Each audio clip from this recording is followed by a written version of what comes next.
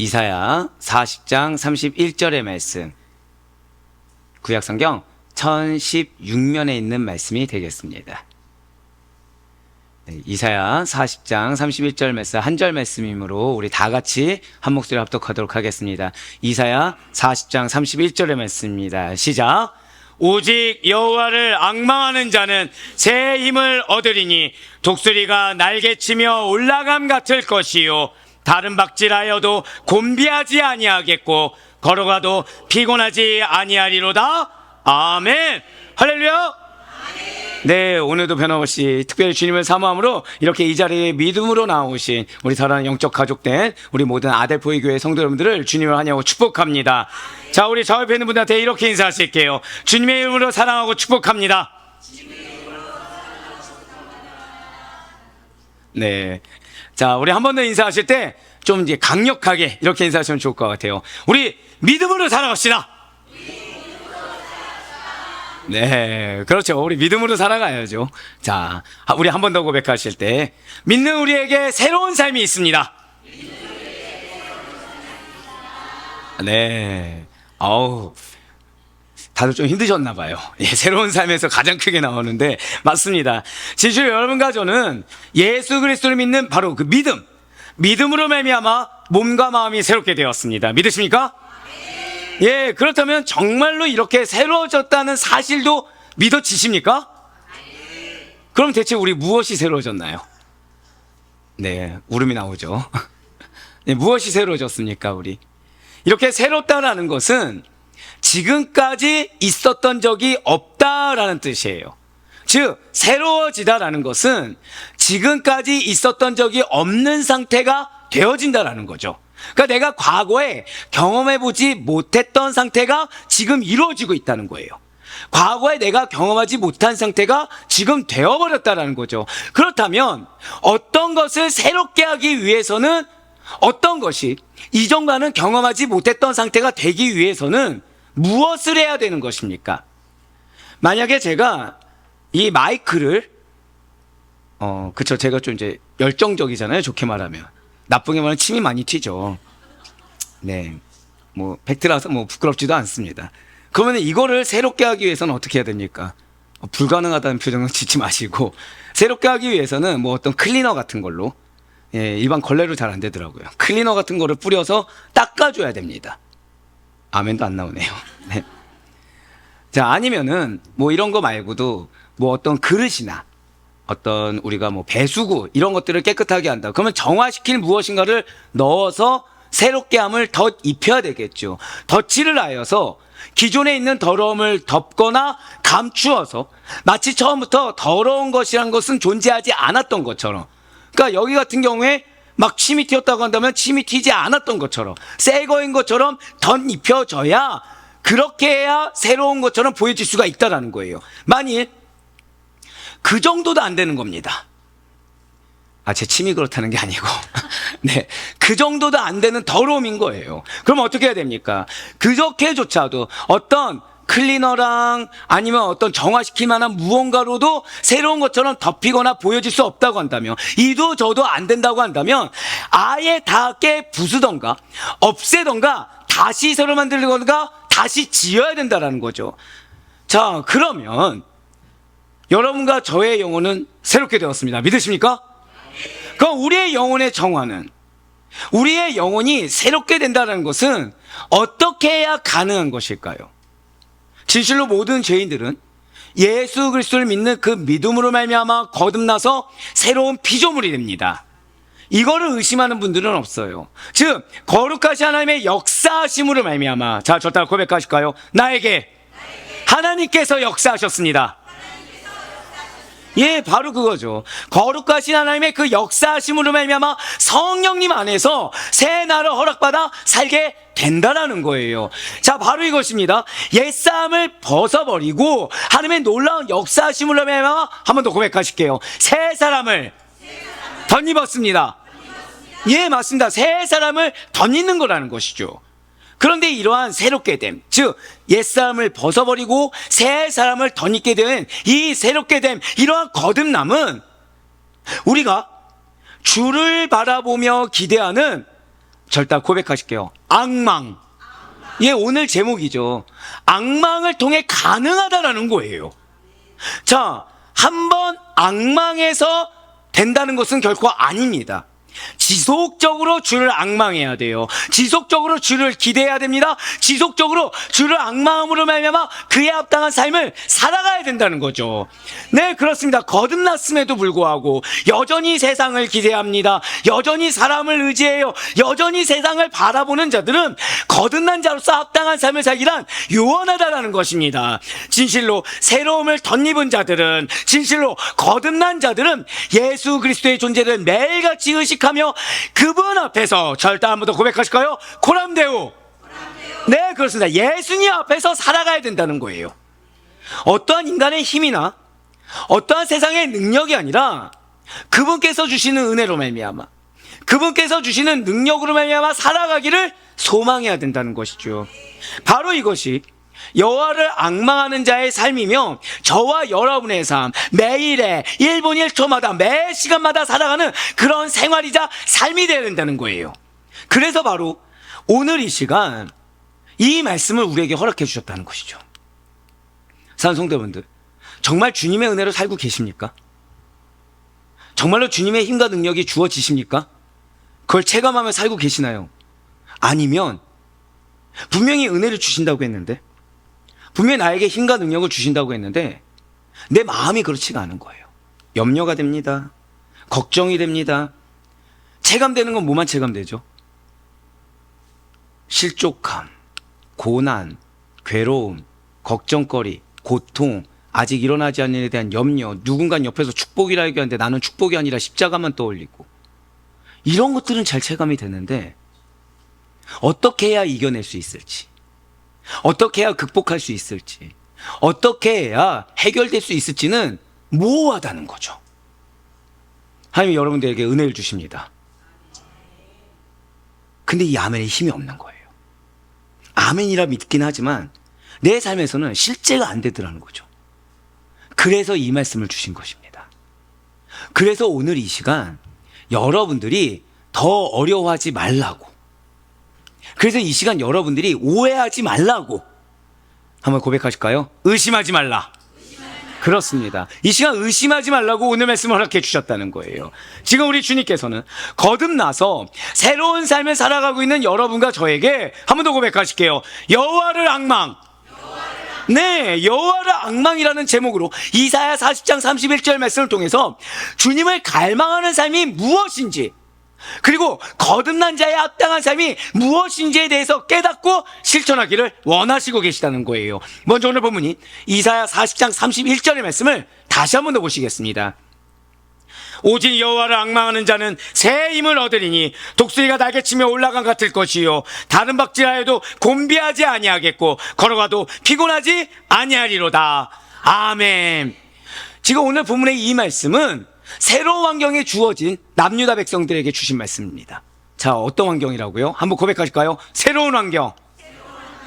근데 이 새로운 환경이 결코 좋은 환경이 아니라는 거죠.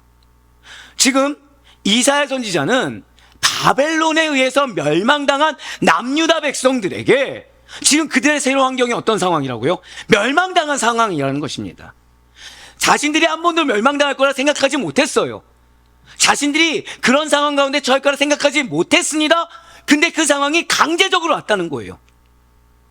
내가 무언가 잘못했다고 인식하지 못하고 있습니다. 나름 신앙생활을 잘하고 있다고 생각을 했고 율법을 잘 지켰어요. 물론 죄를 안 짓는 사람이 어디 있겠냐마는 이 정도는 괜찮겠지라고 생각하면서 열심히 살아왔습니다.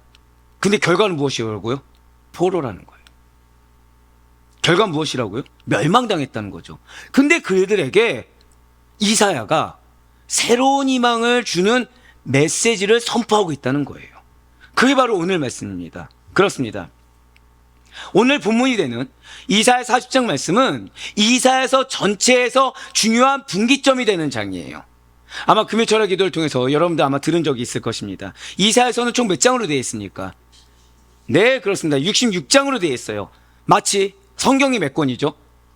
예, 66권으로 되어 있듯이 이사야 역시도 66장으로 되어 있다는 거예요. 성경 전체는 오실 예수 그리스도에 대한 언약을 담은 구약 몇 권이요? 39권과 그리고 오신 예수 그리스도에 대한 언약을 담은 신약 27권으로 되어 있습니다. 놀랍게도 이사야서 역시도 39장까지는 남유다의 멸망 전에 하나님의 심판을 담은 예언, 하나님의 심판을 예언하는 내용이 담겨 있어요. 그리고 그 이후 40장부터, 그러니까 오늘 본문이 되는 40장부터 끝까지는 남유다가 이 바벨론에 의해서 멸망당한 후에 바벨론 포로 귀환과 회복을 담은, 절대 고백하실게요, 종말론적 구원의 소망, 그것을 이야기하고 있다는 거죠. 그래서 이사야 40장부터 66장까지는 구약 속의 신약이라고 불리우고 있다는 것입니다. 40장부터 66장까지 무엇이라고요? 한번 고백하실게요. 구약 속의 신약.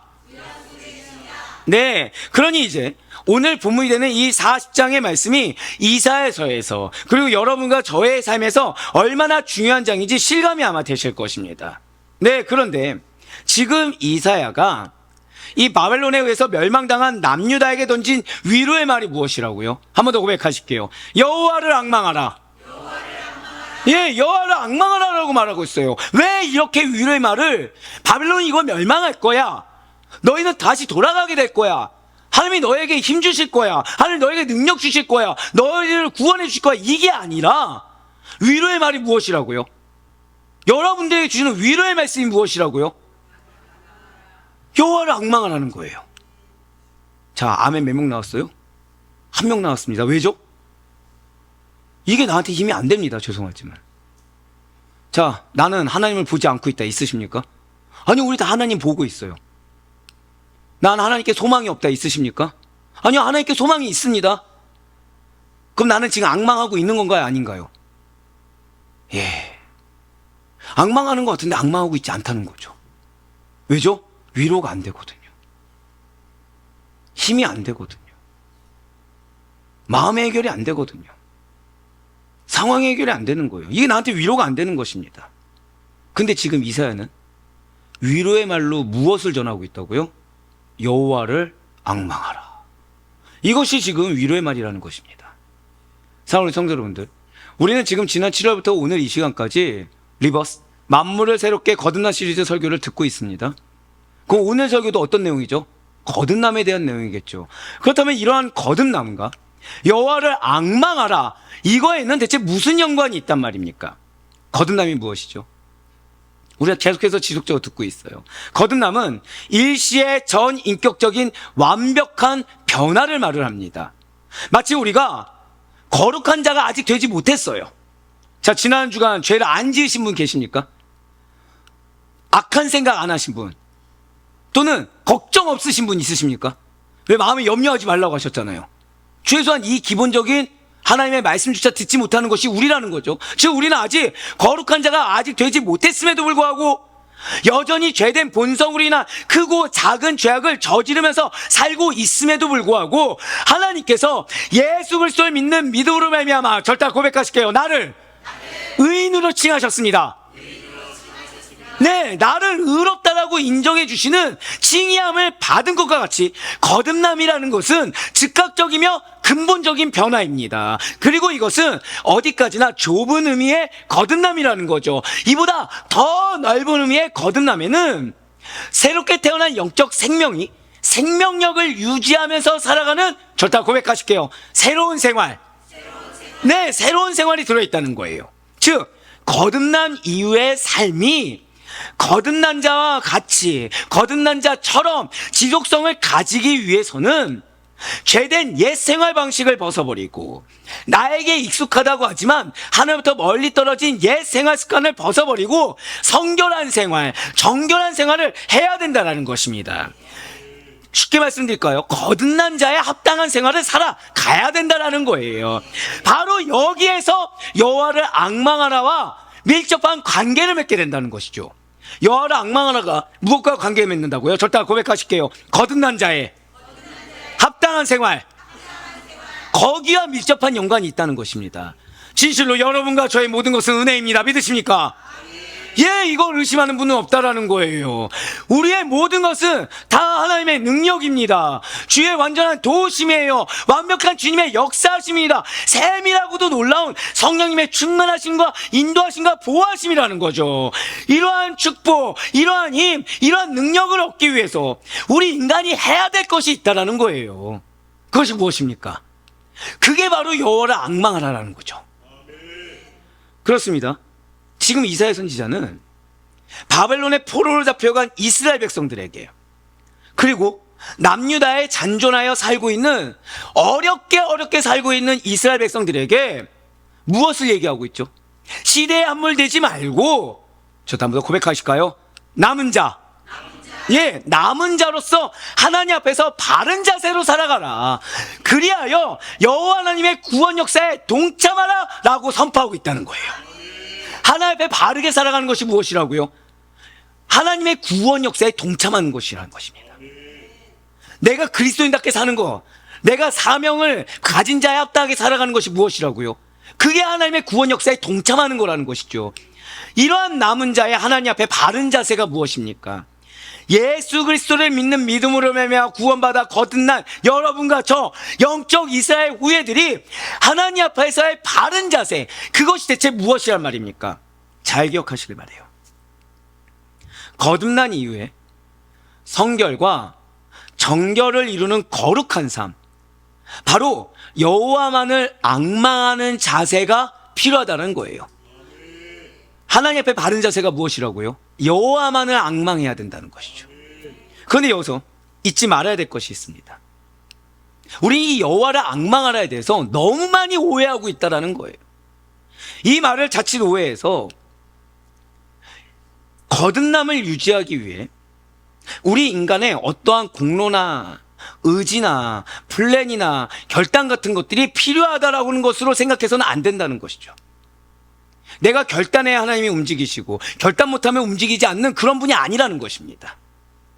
내가 무언가를 이만큼 해야 움직이시고 이만큼 이 부분에 대해서 안 하면 못 움직이는 분이 아니라는 거예요. 그러니까 내가 가정 예배를 안 드리면 하나님께서는 여호와를 앙망하는 자세가 아니라고 여기시고, 가정 예배를 드리면 여호와를 앙망하는 자세라고 여기는 그런 것들이 아니라는 것입니다. 죄송하지만 그렇게 우리가 착각하고 오해해서는 안 된다는 거예요. 진실로 구원받은 백성은, 한번 고백하실게요, 성도의 견인, 그런 은혜를 입게 됩니다. 견인이 무엇입니까? 우리의 구원이 종국에 주님 다시 오실 그때 최종적으로 완성되기까지 은혜의 상태를, 저 따라 한 번 더 고백하실게요, 끝까지 유지하시는 하나님의 역사하심, 그게 견인이에요. 내가 이 땅에 살아가면서 매번 하나님의 기적과 기사를 경험하는 이게 은혜가 아니라 우리의 구원을 끝까지 유지시켜 주시는, 그러니까 성화의 과정에서 퇴보할 수 있습니다. 신앙에 있어서 방황하는 일이 있을 수 있다는 거예요. 설령 그렇다고 하더라도 결단코 구원받은 자의 지위에서 다시 떨어져서 영원히 멸망받는 일은 없다라는 것이죠. 하지만 만약에 구원받았다고 하면서 다시 세상 속으로 돌아가 하나님을 대적하고 하나님을 배교하는 자, 말씀이 선포됐지만 말씀을 모르는 척하고서 교회와 영혼에게 실족함을 주는 자가 있다고 한다면 그는 사실상 본래 구원받은 자가 아닐 수도 있다는 거죠. 그렇습니다. 여러분과 저는 누가 구원을 받았고 누가 구원을 받지 못했는지 알지 못합니다. 누가 이 사명이 있고 누가 저 사명이 있는지 우리는 알 수가 없다는 거예요. 최후 심판의 그날 오직 하나님만이, 오직 우리 주님만이 아신다라는 것이죠. 그럼에도 불구하고 우리가, 저 다 고백하실게요, 나는 구원받았습니다. 이 구원의 확신을 가질 수 있는 것은 그리스도의 사랑이 여러분들 가운데 있습니다. 그리고 성경이 주 예수의 이름을 믿는 자들은 은혜에 의하여 믿음으로 구원받았다라고 확증해주고 있기 때문이라는 거죠. 바로 요한일서 5장 1절과 에베소서 1장 7절, 2장 8절의 말씀이 그러하다는 거예요. 먼저 요한일서 5장 1절의 말씀입니다. 예수께서 그리스도이심을 믿는 자마다 하나님께로부터 난 자니 또한 나으신 이를 사랑하는 자마다 그에게서 난 자를 사랑하느니라. 아멘. 요한일서 5장 1절에 예수님을 믿는 자는, 지금 붉은색으로 표현된 부분을 보시길 바라요. 어디부터 났다고요? 하나님께로부터 난 자, 즉 거듭난 그리스도인이라는 것입니다. 그리고 녹색으로 표현된 부분을 보시면 뭐라 나와 있습니까? 나으신 이, 누구를 가리키는 거죠? 하나님이세요. 노란색으로 표현된 부분에 그에게서 난 자는 성도의 영적 형제 자매를 말을 한다는 거죠. 옆에 있는 분한테 이렇게 인사하실게요. 당신이 나의 형제 자매입니다. 이것이 우리가 하나님께 난 자라는 증거라는 것입니다. 그러니까 거듭난 자는 당연히 옆자리에 있는 형제 자매, 영혼에 대한 사랑이 넘친다는 거예요. 아무리 미운 짓을 하고 아무리 내가 속상해서 상종조차 하기 싫어도 이 마음 가운데 무엇이 있다고요? 그리스도의 사랑이 샘솟을 수밖에 없다는 거죠. 내가 품는 것입니까? 그 형제가 품어주는 겁니까? 그 형제가 품어준다고 내가 인정이 된다는 거예요. 피해는 누가 받는데? 내가 받는데. 왜 그렇게 할 수 있다고요? 난 하나님께서 낳거든요. 그 자를 누가 낳게 해주셨어요? 하나님이 낳게 해주셨거든요. 그러면 에베소서 말씀을 통해서는 또 무엇이라고 하고 있습니까? 에베소서 1장 7절과 2장 8절의 말씀입니다. 우리는 그리스도 안에서 그의 은혜의 풍성함을 따라 그의 피로 말미암아 속량 곧 죄사함을 받았느니라. 너희는 그 은혜에 의하여 믿음으로 말미암아 구원을 받았으니 이것은 너희에게서 난 것이 아니요 하나님의 선물이라. 아멘. 지금 사도 바울은 예수 그리스도를 믿는 믿음만이 우리가 무엇을 받게 된다고요? 죄사함을 받아서 은혜로 구원을 받는다는 진리를 지금 선포하고 있다는 거죠. 그런데 비단 이것뿐만이 아니라는 거예요. 사도 바울은 또한 여러분과 저의 안에 내주하시는 성령님은 우리가 하늘로부터 난 자, 우리가 거듭난 하나님의 자녀임을 증명해 주고 있다라고 선포하고 있다는 것이죠. 바로 로마서 8장 16절의 말씀 계속해서 보시겠습니다. 성령이 친히 우리의 영과 더불어 우리가 하나님의 자녀인 것을 증언하시나니. 아멘. 자, 그렇습니다. 성령님이 무엇을 증언하신다고요? 하나님의 자녀. 그러니까 내가 성령 충만을 받기를 원해요. 성령의 능력이란 걸 받기를 원해요. 그럼 내가 누구의 자녀로 살아야 되는 것입니까? 하나님의 자녀로, 하나님의 사명 가운데 살아가야, 그래야 우리가 매번 기도하는 것처럼, 매번 바라는 것처럼 성령의 은혜란 걸 받을 수가 있다는 거예요. 내가 돈이 더 필요해서, 내가 인간적인 소욕을 이루기 위해서 성령님 은혜 베풀어 주세요, 이거는 제대로 된 성령론을 알지 못하기 때문에 구한다는 거죠. 성령 우리에게 증언한 것은 딱 하나입니다. 절대 고백하실게요. 나는 하나님의 자녀입니다. 나의 삶은 하나님의 사명입니다. 그러한 여러분들의 고백이 성령의 은혜를 받는 줄 믿으시길 바랍니다. 네, 사랑하는 성도 여러분들, 진실로 여러분과 저 모두는 거듭난 자예요. 거듭난 자로서 여호와를 앙망하여 지속적인 성결과 거룩을 추구하는 자들, 예수 그리스도 앞에서 살아가는 자들이 여러분과 저라는 것이죠. 그리고 이 모든 것이야말로 하나님의 은혜라는 것입니다. 무엇이 은혜입니까? 은혜가 무엇이죠? 내 마음이 풀리는 거? 내 현실의 문제가 해결되는 거? 내가 지금 기도한 대로 그대로 다 속속들이 응답되는 거? 아니요. 진짜 은혜는 구원의 전 과정에 여러분과 저의 어떠한 은하, 공로나 노력이 들어갈 틈이 없다라는 사실이 은혜입니다. 그렇다면 우리가 여호와를 앙망하는 것에는 어떤 우리의 노력, 열심히 들어갈 수가 있는 것일까요? 아니라는 거예요. 내가 하나님을 바라보길 원한다, 내가 하나님을 의지하길 원한다, 이건 내 바람이지 여기에 내가 진짜 바라보고 싶다고 해서 바라볼 수 있는 것도 아니고 의지하고 싶다고 해서 의지할 수도 있는 것이 아니라는 것입니다. 앙망하는 것이 무엇입니까? 앙망하는 것, 참으며 기다리는 거예요. 하늘에 계신 우리 아버지, 우리 주 예수 그리스도를 바라보며 소망하는 것입니다. 즉, 저를 따라 고백하실까요? 인내하고 바라보는 것. 네, 맞아요. 하나님을 바라본다고 하면서 뭘 기대하고 원하면서 마치 반려견이 먹이를 주는 것을 바라보는 눈빛으로 하나님을 바라보는 것이 아니라 참으며 바라보는 거예요. 그냥 받아들이면서 인내하며 바라보는 거예요. 이렇게 인내하며 바라보는 것에 우리의 무슨 공로가 들어갈 수가 있겠습니까? 오히려 여호와를 앙망하는 것은 내가 가진 인간 능력으로는 안 되는구나. 내 이 마음 가지고는 바라볼 수가 없구나. 내 이 계획 가지고는 의지할 수가 없구나. 내 결단 가지고는 의지한다고 해봤자 이건 정말 의지하는 게 아니구나. 내 이 생각 가지고는 하나님을 바라보는 것이 아니라 램프의 진리를 바라보고 있는 거구나. 내가 가진 무엇으로도 바라볼 수 없게끔 내가 바라본다고 하지만 실상은 제대로 바라보지 못하게 막아버리는구나. 자신의 유한성을 깨닫고 하나님 한 분만이, 오직 나를 구원하신 예수 그리스도만이 나의 도움이 되신다는 것을 믿고 의탁하며 의지한다는 것이죠. 내 무엇을 가지고 하는 것이 아니라는 거예요. 내가 어떠한 결단한 순간임이 그것이 바라는 것이 아니게 된다는 거죠. 주여, 나를 도와주시옵소서. 주님만이 나의 도움이 되십니다. 주님의 도움에 가로막는 자가 나입니다. 나를 버리게 하여 주시고 이 자리에 주의 은혜만을 경험하게 하여 주시옵소서. 나 없어도 되오니 주님 임재하여 주시옵소서.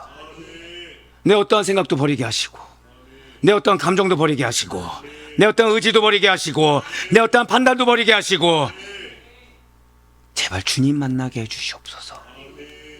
이게 여호와를 앙망하는 자들의 호소예요. 여기에는 내 힘, 내 능력, 내 감정, 내 생각, 내 판단, 내 가치관, 내 바램 아무것도 들어갈 것이 없습니다. 의지한다고 하면서, 바라본다고 하면서, 결단했다고 하면서 은근슬쩍 내 방법, 내 때, 내 기준을 끼워 넣는 것이 아니라는 것이죠. 오히려 인간적인 나의 방법, 계산, 알량한 자존심, 그동안 쌓았던 경험, 능력, 세상에서 얻은 재능, 지식, 지혜들을 다 뺏어버리는 거. 내가 이렇게 되면 그래도 좀 낫겠다고 생각하는 플랜, 미래를 다 버리는 거. 이게 반드시 필요하다는 거예요. 나는 온데간데 없습니다. 구속하신 주만 바라보게 돼서 구원의 감사함으로 끝나버린다는 거죠. 이렇게 나를 뺏어내버리는 거. 이것이 무엇입니까? 나를 뺏어 내버리는 건 무엇이죠? 그게 자기 부인이라는 거예요. 자기 부인이라는 것이 거듭난 자가 새로운 피조물로서 새 생활하면서 얻게 된 자신의 거룩한 성품을 버려라. 이것이 결코 아니라는 거죠. 자기 부인이라는 것이 나의 정체성을 완전히 깡그리 무시하고 마치 허수아비처럼 수동적으로 로봇처럼 의지가 하나도 없는 박약적인 자세로 움직이라는 뜻이 결코 아니라는 것입니다. 진실로 자기 부인은 거듭나기 전에 나의 옛 모습, 나의 옛 성품, 옛 성격, 옛 경험, 옛 언행, 죄된 본성에서 나오는 그 모든 좋지 못한 습관과 행동을 인정하고 버리는 거예요. 아무리 지금 현재 상황이 이것이 이 성품이 내가 필요하고 이 언행이 필요하다고 여기서도 과감히 버리는 겁니다. 그런데 이것은 부자연스럽게 이루어지는 것이 아니라는 거죠. 너무나 자연스러운 삶이 되고 생활이 된다는 거예요. 옆에서 봤을 때는 왜 그렇게 무시하고 살아? 왜 그렇게 무시당해? 왜 그렇게 바보처럼 당하고 살아? 근데 그 말이 아무런 지장이 없는 거예요. 난 지금 바보처럼 당하는 게 아니거든요. 그냥 이게 내 삶인 거예요. 그냥 왜 그렇게 희생하고 살아? 희생이라 여겨지지도 않는 거예요. 그냥 이게 당연한 삶이거든요. 아니 너는 9시부터 일했는데 왜 5시 일한 사람은 그냥 똑같이 품삯을 받아? 그게 뭐가 어때서? 날 불러주셨는데, 날 일하게 해주셨는데 그냥 그걸로 끝나는 거예요. 근데 그 일을 할 때도 어제까지 내가 일했던 거에 대한 경험을 가지고, 어제까지 내가 일하면서 해왔던 말을 가지고 살아가는 것이 결코 아니라는 거죠. 그러니까 그 순간 일하라고 명한 그 순간 그 주인이 명한 대로 자연스럽게 그냥 한다는 거예요. 왜요? 그 농장에서의 법칙이 그거거든요. 이 농장에서 법칙은 이렇더라고 하더라도 이 법칙은 고리타분하고 어리석고 이 법칙이 아니라 내가 이전에 했던 이 법칙이 맞아라고 고집하는 것 자체가 이미 여호와를 앙망하는 게 아니라는 것입니다. 이미 그게 하나님을 의지하는 게 아니라고 내가 스스로 증명하고 있다는 거예요. 내 계산 9시부터 5시까지가 맞아, 5시에서 6시까지가 맞아, 이거 따지는 순간 이미 나는 믿음 없습니다. 난 지금 하나님 바라보는 거 아닙니다. 하나님이 나를 도와주기 위해서 하나님이 나에게 가까이 와달라고 요구하는 교만한 자세입니다. 스스로 밝히는 거랑 동일하다는 거죠. 그리고 이러한 자기 부인은 그리스도 안에서 새롭게 거룩한 성전으로 지어져 가는 과정에서 반드시 필요하다는 거예요. 즉 여러분들의 삶에 자기 부인을 요구하는 상황을 주셨다, 할렐루야를 외쳐야 된다는 거죠. 나 쓰려고 하시는구나. 그러니까 여러분들 마음 가운데 받아들이기 힘든 어려운 상황을 주십니까? 마음에 아예 전쟁터를 만드는 어떤 대적들이 놓여져 있습니까? 그 해결되지 않는 상황에 놓여져 있습니까? 감사하세요. 나를 쓰려고 하시는구나.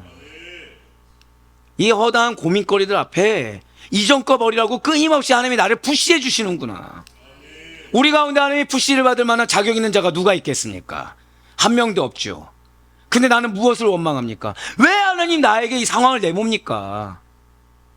왜 하나님 나를 자꾸 이렇게 나한테만 몰아하시고 왜 나한테만 자꾸 이런 상황을 주십니까? 그 질문 자체가 무엇이라고요? 주님, 나는 믿음이 없어요. 주님이 보혈로 나를 구원해 주셨는데 난 믿음이 하나도 없고 난 지금 이 순간에도 새로운 삶을 누리지 못하고 있어요. 근데 감사한 건 뭐라고요? 지금 말씀을 주고 계시다는 거예요. 여러분들 전쟁터 같은 상황을 다 알고 계시고서 진짜 해결이 무엇인지 알려주고 계시다는 거죠. 믿음으로 산다고 하면서 자꾸 옛 모습에 나를 바라보면 무슨 소망이 있습니까? 나는 구원받았어. 나는 교회 얼마나 다녀. 나는 어떤 직분이 있어. 나는 얼만큼 봉사했어. 나 얼만큼 헌금했어. 라고 아무리 내가 입술로 100번 얘기하고 주여 주여를 삼창에 만창을 하고 성경을 뚫어지게 보면서 10도 100도 이상을 하면서 구원의 확신을 주는 성경 구절 어디 있지? 지금 내 마음에 위로를 주는 성경 구절은 어디 있지? 지금 이상한 건데 저 사명을 혼낼 수 있는 성경 구절 어디 있지를 찾으면 뭐합니까? 들뜨고 뜨거운 열정이 가득 차서 주여 내가 여기 있나이다, 나의 전부를 드리겠습니다, 나를 사용하여 주시옵소서라고 다짐하고 고백한 게 엊그제 같은데 오늘의 나는 이전에 그 모습은 온데간데 없다는 거예요. 낙심합니다. 분노에 가득 차 있습니다. 말씀을 들으려고 하지 않는 완악한 가운데 있습니다. 배역한 가운데 있습니다. 쭉 가라앉아 있습니다. 우울해요. 자괴감에 빠져요. 실망감에 빠져요. 괴로움에 빠져요. 그러니까 무관심하게 괜찮은 척하는 가면을 쓰고 지내면서 허우적거리는 행태를 매번 반복하는 우리가 아닙니까? 지정의 전입격이 죄에 대해서는 죽고 의에 대해서 살아난 자들을 징계함을 받아 예수 그리스도의 보혈, 십자가의 보혈의 공로로 말미암아 구속함을 받은 저와 여러분을 사단은 매 순간 유혹하고 매 순간 쓰러뜨리려고 안간힘을 쓰는 것을 생생하게 경험하고 있지 않습니까? 영적 전쟁을 일주일 동안 경험하는 분이 계시나요? 다 경험했다는 거예요. 자, 어떤 전쟁이요? 영적 전쟁. 어떤 전쟁이라고요? 영적 전쟁. 그럼 감사하지 않습니까? 내가 이게 문제가 영적 전쟁인 걸 아는 거예요. 근데 기가 막힐 정도로 이 순간 영적 전쟁에서 승리는 누가 주십니까? 영적 전쟁에서 승리 누가 주세요? 하나님이 주시죠. 답이 나왔습니까? 안 나왔습니까? 답이 나왔는데 난 어디에 매여 있어요? 나. 이런 아둔한 자들이 어디 있단 말입니까? 영적 전쟁인데 내가 육적인 힘으로 이겨내려고 하니 뭐가 되겠습니까? 영적 전쟁인데 내가 육신의 나를 중심 삼아서 해결하려고 하고 나를 중심으로 무언가를 해보려고 하니까 뭐가 되겠습니까? 진실로 우리의 감정은 자꾸 속여요. 예, 맞아요. 감정은 그러한 속성을 가지고 있습니다. 들뜨거나 가라앉게 해서 진리의 말씀이, 거룩한 성령님이 확증한 사실을 자꾸 왜곡시킨다는 거예요. 그러니까 말씀 몰라서 문제가 아니죠. 왜곡해서 받아들여요. 내가 필터링해서 받아들여요. 그러나 우리는 감정이 아니라 무엇으로 구원받았습니까? 믿음으로 구원받았듯이 오직 믿음으로만 내가 구원받았음을, 내가 거듭났음을 확신할 수가 있다는 거예요. 내가 믿음으로만 나의, 절대 고백하실까요? 나에게는 사명이 있습니다. 그거를 확신할 수가 있다는 거예요. 내가 이게 사명이 확신이 없습니다, 내 사명이 뭔지 모르겠습니다 라고 얘기하고 싶어요. 그럼 난 지금 무엇에 매여 있다는 거예요? 감정에 매여 있다고 내 스스로 증명하고 있다는 거죠. 여호와를 앙망해야 하는 이유는 감정에 따라, 인간적인 생각에 따라, 인간적인 가치관에 따라, 그 기준에 따라 이리 휘둘리고 저리 휘둘리는 연약한 나는 의지할 대상이 아니기 때문이에요. 그래서 여호와를 앙망해야 되는 것입니다. 여러분들 가운데 결단 안 한 분 계시나요? 다 한 번쯤은 결단을 해봤어요. 신앙의 결단이라는 것을 다 한 번씩은 해봅니다. 지금까지 잘 유지가 되십니까? 아니에요. 이런 이유 때문에, 저런 이유 때문에, 이런 상황 때문에, 저런 상황 때문에, 이 사람 때문에, 저 사람 때문에 핑계는 많지만 결론은 무엇이죠? 내 결단이 지금까지 지속성을 가지지 못하고 있다는 것입니다. 이유는 당연하다는 거죠. 나는 감정에 따라 휘둘리기 때문에, 나는 인간의 기준과 생각과 가치관의 판단에 따라 흔들리는 자이기 때문에, 즉 나는 어떻다고요? 연약하기 때문에 의지할 대상이 아닌데 그런 나를 의지하려고 하고 있고, 그런 나를 인정받으려고 하고 있고, 그런 나의 정답을 주장하려고 하다 보니까 해답이 안 생긴다는 거죠. 그래서 여호와만을 앙망해야 된다는 거예요. 어떤 사람의 문제점이 보였어요. 이때가 여호와를 앙망하는 때예요. 어떤 상황에 문제가 생겨서 이 상황에 압박감이 다가왔어요. 이때가 여호와를 앙망하는 때예요. 왜 이 사람은 되고 나는 안 되라는 내가 자격지심과 트라우마에 갇히기 시작했어요. 상실감이 들었어요. 이때가 여호와를 앙망하는 때예요. 내 눈에 하나님보다 사람이 더 커 보이고, 내 눈에 하나님보다 상황이 더 커 보였다. 이때가 여호와를 앙망하는 때입니다. 정확히 말씀드릴까요? 앙망하지 않으면 안 되는 때예요. 앙망하지 않으면 100% 시험 들게 되거든요. 바로 이것입니다. 소망 없는 나 자신은 부인해야 될 대상이에요. 나는 어떤 대상이라고요? 부인해야 할 대상이라는 거죠. 제가 제일 답답한 것이 있어요. 내 정답을 주장하시는 겁니다. 말씀도 상황도 아니라고 얘기해요. 근데 나는 지금 내 정답을 주장하는 거예요. 맞습니까? 틀립니까? 예, 다 틀리다고 하죠. 그 상황 되면 다 어떻게 얘기해요? 내 정답을 얘기하고 있다는 거예요. 네, 괜찮아요. 고개 숙인 분이나 안 숙이면 이 얘기가 한 명의 얘기겠습니까? 지금 전부 다 얘기지 지금. 우리가 의지하고 바랄 대상은 내가 아니라는 것입니다. 고집 부릴 대상은 내가 아니라는 거예요. 그렇기 때문에 낙심되는 고난 중에서도 우리는 오직 여호와 하나님만을 소망해야 된다는 거죠. 그래서 다윗이 이렇게 선포하고 있는 거예요. 먼저 시편 25편 5절의 말씀입니다. 주의 진리로 나를 지도하시고 교훈하소서.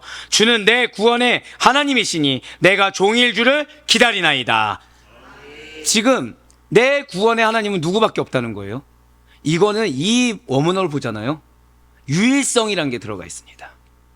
내가 종일 누구만을 기다린다는 거예요? 주님만을 기다리는 거 외에 나의 해답을, 나의 지식의 알물, 나의 인도함을 기다릴 수가 없다는 거예요. 계속해서 시편 39편 7절과 8절 말씀입니다. 주여 이제 내가 무엇을 바라리요? 나의 소망은 주께 있나이다. 나를 모든 죄에서 건지시며 우매한 자에게서 욕을 당하지 아니하게 하소서.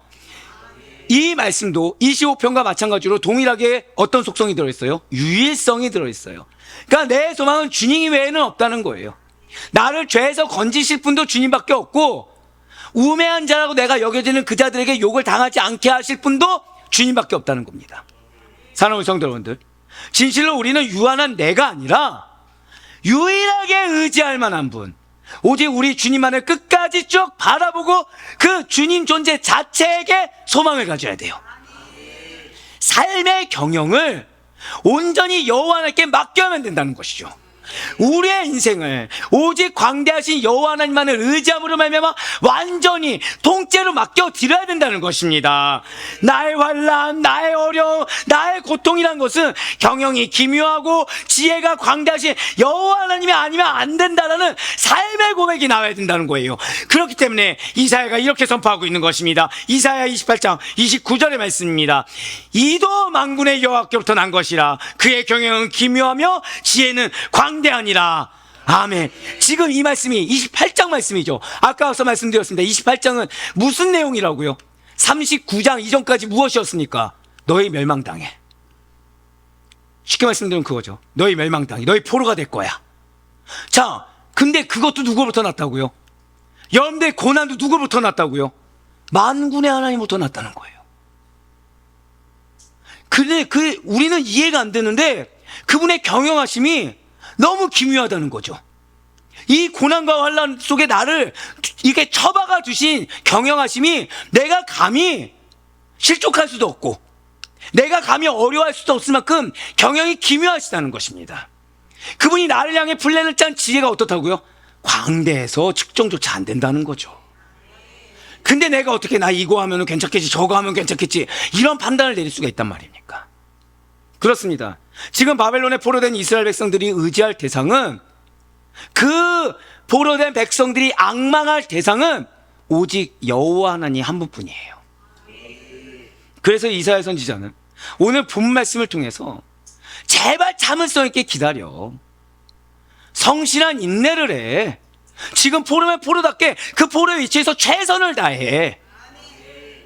그런데 소망을 어떻게 하면 포로를 벗을까 이 생각하지 말고 너희를 구속해 주신 주님만 바라보고 소망을 가져 라고 이스라엘 백성들에게 명령하고 있어요. 오늘 보면 이사야 40장 31절 말씀을 다시 한 번 더 보시길 바랍니다. 오직 여호와를 앙망하는 자는 새 힘을 얻으리니 독수리가 날개 치며 올라간 같을 것이요 다른 박질하여도 곤비하지 아니하겠고 걸어가도 피곤하지 아니하리로다. 아멘. 자, 사랑하는 성도 여러분들, 자, 이 말씀 한번 보시길 바라요.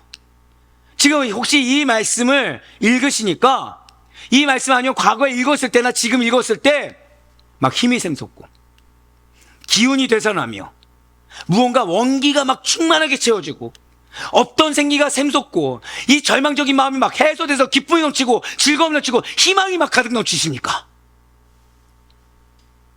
본 말씀 볼까요? 여호와를 앙망하는 자는 무엇을 얻는다고요? 새 힘을 얻는데요. 독수리가 날개치며 올라가면 얼마나 높이 얼마나 힘있게 하늘 위를 멋지게 날아가겠습니까?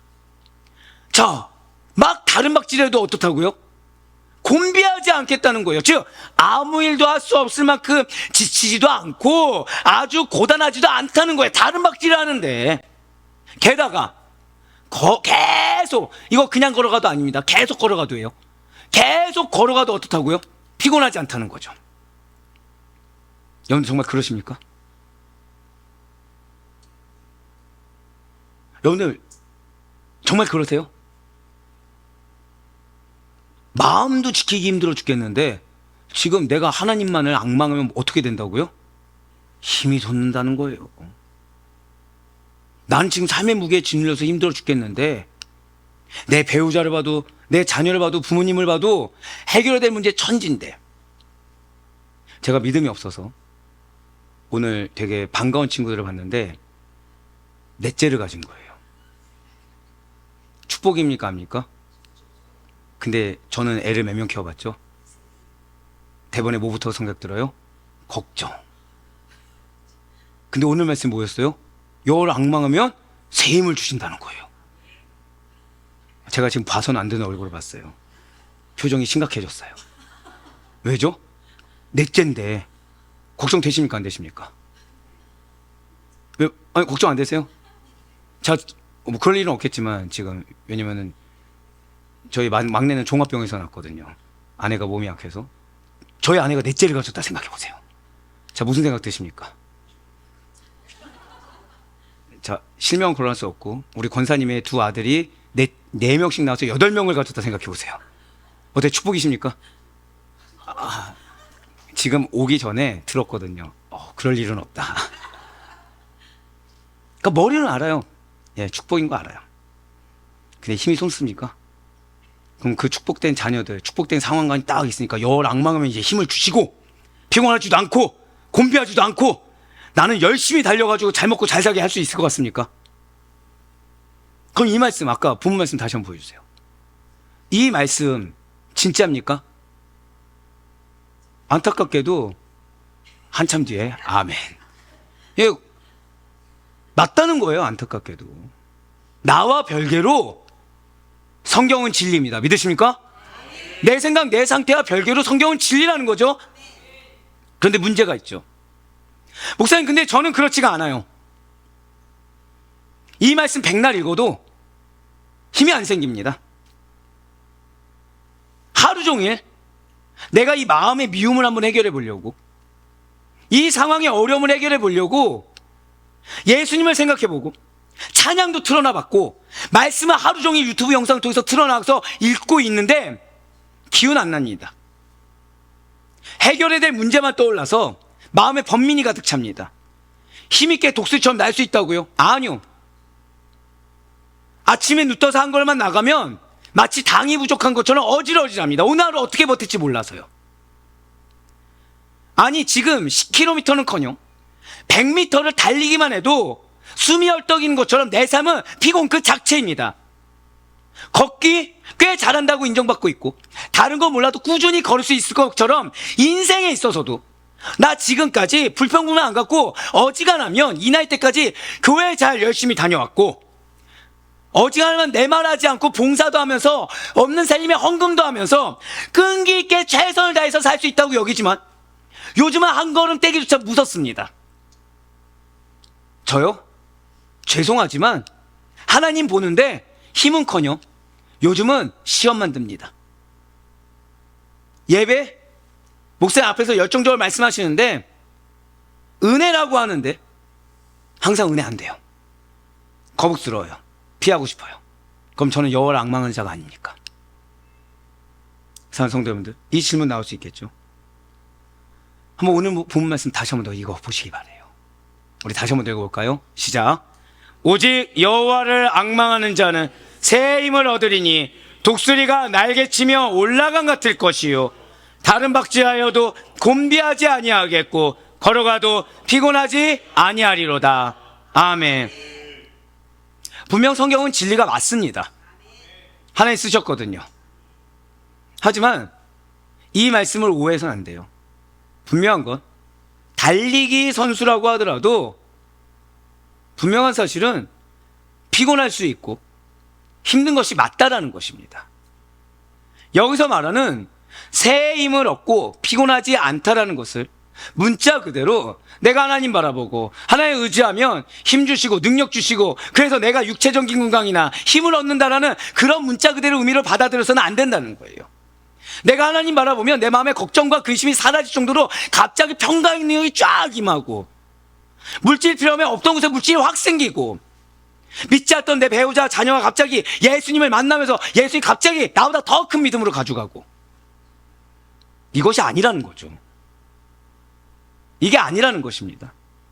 분명 여호와 하나님을 믿고 의지하는 백성들에게는 샘솟듯이 솟구치는 능력과 활기차고 지속적인 생명력이 부여되는 것은 맞습니다. 하지만 이 본문이 의미하는 바가 마치 우먼파워, 맨파워를 자랑하는 신체로 변하고 삼소처럼 없던 힘이 세지며 갑자기 병마가 물러갈 정도의 강인한 신체가 되고 내 마음의 근심이 사라질 정도로 사람이 변화되고 갑자기 이 환경이 해결되며 뭐든지 건드리기만 하면 성공하는 잭팟을 터뜨리는 성공 인생을 살게 된다. 내 믿음이 갑자기 확 성장해서 나도 변화되고 가족도 변화된다는 세속적인 나의 바램 기원을 담아서 해석해서는 절대 안 된다는 거예요. 왜냐하면 하나님께서 툭 건드리시면 또는 우리 주님께서 돌봐주지 않는다고 한다면 아무리 젊은 장정이라도 아무리 어린 소년이라도 쓰러지기 때문이라는 거죠. 분명 이사야는요 오늘 이 말씀, 이 본 말씀 이전에 이렇게 얘기했어요. 40장 30절 말씀 한번 보시길 바래요. 소년이라도 피곤하며 곤비하며 장정이라도 넘어지며 쓰러지되. 자, 이 다음 절은 뭐였죠? 힘을 주시겠대요. 곤비하지 않는데요. 근데 이 전절은 뭐예요? 피곤하고 곤비할 수 있어. 넘어질 수 있고 쓰러질 수 있어. 이거를 해결하는 방법이 무엇이라고요? 열악망에 이렇게 주고 있다는 거예요. 그렇습니다. 아무리 나이가 젊은 사람일지라도, 운동선수처럼 체력이 좋은 사람일지라도, 또는 인생의 절정기, 인생의 황금기를 맞아서 성공가도를 달리고 있다고 하더라도 분명 넘어질 수 있고, 분명 쓰러질 수 있고, 분명 고난을 당할 수 있습니다. 진실로 하나님께서는 왜입니까? 여러분과 저를 유한하게 만드셨기 때문이라는 거예요. 왜 유한하게 만드셨죠? 무한하신 하나님만을 의지하고 살라라는 것입니다. 교만하지 말라라는 거예요. 단 한순간이라도 유한한 너를 의지하지 말라는 것입니다. 유한한 나 자신에게 의미를 부여하지 말라는 거예요. 즉 여호와 하나님을 앙망하지 않고는 잘 기억하셔야 됩니다. 사람이 사람답게 사는 일은 불가능하다는 것입니다.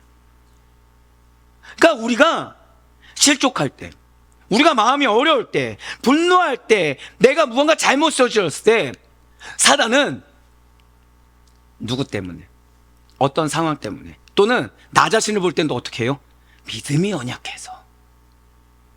이렇게 핑계대지만 사실 뭐예요? 나는 여호와를 앙망하고 있지 않았기 때문에 내가 사람답지 않은 겁니다. 자, 누가 사람답지 않다고요? 내가 사람답지 않은 것뿐이에요. 내가 사람답지 않은 언행과 마음으로 트러블의 원인이 된 거지, 누구 때문에, 누가 먼저 해서, 아니요. 한번 오늘 보면 다시 한 번 더 보실게요. 오직 여호와를 앙망하는 자는 새 힘을 얻으리니 독수리가 날개치며 올라간 같을 것이요 다른 박질하여도 곤비하지 아니하겠고 걸어가도 피곤하지 아니하리로다. 아멘. 이제 좀 어떻게 다가오십니까? 오늘 본문이 의미하는 바를, 여호와를 앙망하는 자, 대부분 참고 바라본다라고 생각하지 않고 뭐만 생각하죠? 바라보다만 생각하죠. 그러니까 하나님 바라보면 고난도 물러가고 지혜도 주시고 능력도 주시고 모든 해결할 문제와 갈등이 일시적으로 해소되는 무적의 파워, 권능과 능력의 삶이 주어진다라고 잘못 이해하고 받아들이면 안 된다는 거예요. 하나님 바라보면 여러분들 마음이 갑자기 순백처럼 순적해져서 믿음으로 나아갈 수 있다. 하나님 도우신다. 하나님 함께 하신다. 누구를 위해서? 나를 위해서. 무엇을 위해서? 내 욕심을 위해서 역사하신다. 잘못 이해하고 받아들이면 안 된다는 거죠. 본문은 절대 그렇게 얘기하고 있지 않다는 것입니다. 죄송하지만 여호와를 앙망하는 자들에게는 여전히 고난이 있습니다. 누구에게 고난이 있다고요? 여호와를 앙망하는 자들에게 고난이 있는 거예요. 하나님을 그나마 바라보니까 고난이라도 있는 겁니다. 받은 사명을 짊어지고 나아가야 할 십자가의 고난의 길이 여전히 놓여져 있다는 것이죠. 여호와를 앙망하는 자들에게는 자기 십자가와 같은 사명이 면제되거나 고난과 고통이 하등 존재하지 않는다. 이러한 불가사의한 일을 기대해서는 안 된다는 것입니다. 그렇습니다. 여호와를 앙망할 때 고난이 없어지는 것, 십자가가 없어지는 것이 결코 아니에요. 그럼 무엇입니까? 거듭난 자들은 고난을 극복하고 사명을 완수하는 삶을 살게 하신다라는 거죠. 거듭난 자가 여호와를 앙망하면 뭘 한다고요? 절대 고백하실게요. 고난을 극복하고 사명을 완수한다. 바로 그거라는 거예요. 그런데 이렇게 고난을 극복하고 또 사명을 완수할 수 있는 것에 대해서 오해해서 힘이 세지고 마음에 후련함이 생기고 돈이 흘러넘치고 성공가도를 달리게 돼서 그래서 고난을 이기고 사명을 완수하는 것이 결코 아니라는 거예요. 내가 원하는 대로 상황이 흘러가고 그 삶이 변화돼서 내가 고난을 이기고 사명을 완수하는 것이 결코 아니라는 것이죠. 그럼 무엇입니까? 주님만을 바라보는 자, 주님만을 의지하는 자마다 당신의 사명을 위해서, 당신의 믿음의 증명을 위해서 하나님의 도우심과 돌보심을 받기 때문에 고난을 극복할 수가 있다는 거예요. 누구를 위해서요? 한번 고백하실까요? 하나님을 위해서. 바로 그겁니다. 하나님을 위해서 사명을 끝까지 감당할 수 있게 된다는 거예요. 할렐루야. 사랑하는 성도 여러분들, 반드시 잊지 마시길 바랍니다. 여호와를 앙망하는 자에게는 주어진 고난을 이기고 하나님께서 부여하신 그 사명을 잘 짊어갈 수 있도록 우리 주님의 도우심과 돌보심을 받게 된다는 거예요. 그래서 인간적으로는 지치거나 인간적으로 실족함이 없이 끝내 고난을 극복하고 끝내 사명을 완수한 자로 서 있게 된다는 것입니다. 지금 넘어질 수 있어요, 없어요? 있어요. 넘어졌다고 인간적인 거 바라지 마시라는 겁니다. 넘어졌기 때문에 세울 수 있는 것은 하나님밖에 없어요. 이것을 절대 잊지 마시길 바라요.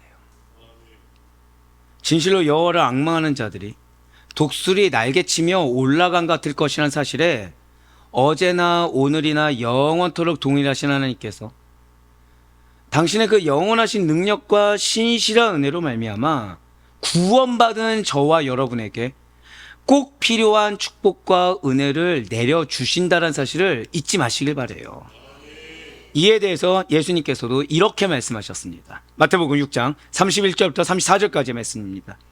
그러므로 염려하여 이르기를 무엇을 먹을까, 무엇을 마실까, 무엇을 입을까 하지 말라. 이는 다 이방인들이 구하는 것이라. 너희 하늘 아버지께서 이 모든 것이 너희에게 있어야 할 줄을 아시느니라. 그런즉 너희는 먼저 그의 나라와 그의 의를 구하라. 그리하면 이 모든 것을 너희에게 더하시리라. 그러므로 내일 일을 위하여 염려하지 말라. 내일 일은 내일이 염려할 것이요 한날의 괴로움은 그날로 족하니라. 아멘. 이 말씀이 뭔지 아십니까? 자연스러운 삶이에요. 어려움이 주어졌어요. 이상한가요? 이상하지 않은가요? 이상하지 않아요. 상황이 막 앞당겨 오는데 해결되지 않는 거예요. 조급함이 생길까요? 안 생길까요? 안 생겨요. 왜죠? 내 삶이 하나님 나라를 이루는 데 있어서 이 상황이 해결되지 않고 내가 핍박당하는 것이 이 나라를 이루는 데 도움이 된다.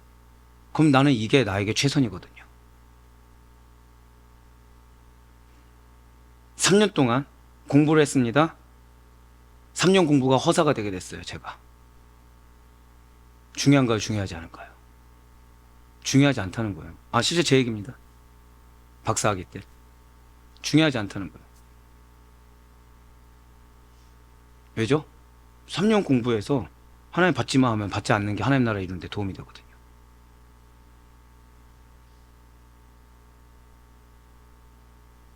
사람이 참 신기한 게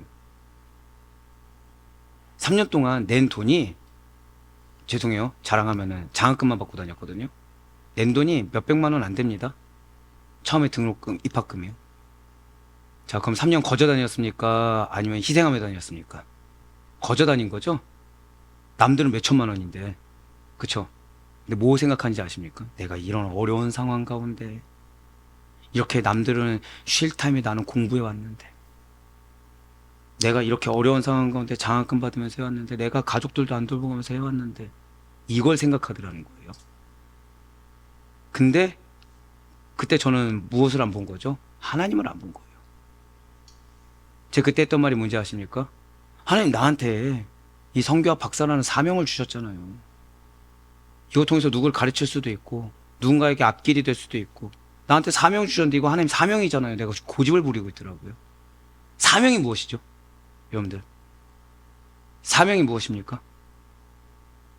여러분들 사명 있으시죠? 사명이 무엇이죠? 제가 정리해 드릴게요. 저따 고백하실게요. 그의 나라와 그의 의를 이루는 것, 이게 사명이죠. 뭐 다른 거 있습니까? 건축을 짓고 있어요. 근데 그 건축을 짓는데 집이 잘못 지어지고 있습니다. 부술 수 있죠. 왜? 밑에 토대부터 잘못됐어요. 그럼 계속 그걸 고쳐서 올려야 됩니까? 부셔야 됩니까? 근데 부수기 싫어서 내가 얼만큼 이만큼 쌓았는데 하면은 그 집은 제대로 된 집의 기능을 합니까? 못합니까? 못하죠. 근데 우리는 이걸 계속 지으려고 한다는 거예요. 근데 여호와를 앙망하는 자는 부수든 세우든 상관이 없다는 겁니다. 여호와를 앙망하는 자는 돌아가든 직진으로 가든 상관이 없다는 겁니다. 여호와를 앙망하는 자는 그 길을 가는데 내 마음이 지옥이든 천국이든 상관이 없다는 겁니다. 중요한 건 뭐예요? 그 길에 내가 서 있다는 거예요. 네, 놀라운 거는 이렇게 진실로 여호와를 앙망하는 자에게는 필요한 은혜를 주십니다. 이거를 절대적으로 믿으시길 바라요. 내가 결과를 정해놓고서 하는 건 앙망이 아닙니다. 그냥 하나님 한 분이면 족한 거, 있었던 거 다 무너뜨려도 상관없는 거, 지금 내가 쌓아 올린 거는 하등 내 것이 아니라는 거, 내가 없어야 당신의 나라가 이룰 수 있다는 거, 죄송하지만 여기에 희생은 내 가족도 될 수 있다는 거 인정하는 거, 이게 여호와를 앙망하는 거예요. 사랑하는 성도 여러분들, 독수리 날개 있습니까? 없습니까? 예. 그러면 날개 없는 독수리 날 수 있습니까? 없습니까? 날개 없는 독수리. 너무 당연하지만 독수리는 날개가 있기 때문에 날 수가 있겠죠. 그렇다면 이제 좀 다른 질문을 던져볼게요. 독수리가 날개를 쳐서 퍼덕거려서 날 수 있는 게 아니라 날개를 편 상태로, 아마 설교 많이 들어보셨을 거예요. 창공을 가로질러 날 수 있다. 들어보셨죠? 그렇습니다. 독수리의 비행 모습을 보면 독수리들이 상승 기류를 이용해서 오랜 시간 고도를 유지하며 나르는 것이 가능하다는 사실을 우리는 알 수 있습니다. 그래서 흔히 뭐라고 얘기하죠? 하나님의 은혜에 나를 편승해야 된다. 그러면 그 은혜에 따라서 흘러갈 수 있다. 이렇게 듭니다. 근데 오늘 본문은 반드시 원어로 보셔야 됩니다. 자, 오늘 본문 말씀 한번 다시 보여주세요. 지금 독수리가 날개치며 올라간 같을 것이요 해서 원어로 보면 치며가 없어요. 원어에서 뭐가 없다고요? 치며가 없어요. 왜 그렇게 설교도 들으셨잖아요. 독수리가 올라가는 데는 뭐가 필요하죠? 날개를 치는 게 필요하죠? 그래서 어느 정도 우리가 노력하고 우리가 결단해서 행하면 어느 순간 정점에 다다르면 은혜로 이렇게 쭉 가게 한다. 근데 원어에서 뭐라고요? 날개 치며 올라감 같을 것이요. 올라가는 거죠. 근데 여기 뭐가 없다고요? 원어는요? 치며가 없어요.